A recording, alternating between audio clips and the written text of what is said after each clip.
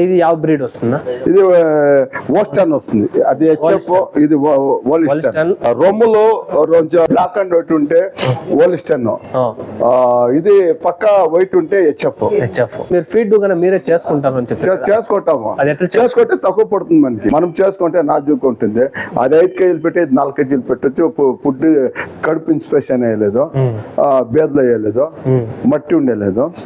చేసుకోవచ్చు. గోధుమలు, మైజు, సజ్జలు వేసుకోవచ్చు, కొంచెం రాకులు వేసుకోవచ్చు. అయితే తక్కువ రేట్ ఏమంటే అదే మనమే కొట్టుకొని వేసుకోవచ్చు. మినరల్ మిక్చర్ వేసుకొని, మినరల్ మిక్చర్ కొంచెం వేసుకుంటే బాగుంటుంది. మురికి బెల్లం వేస్తే ఒకంతా బాగుంటుంది.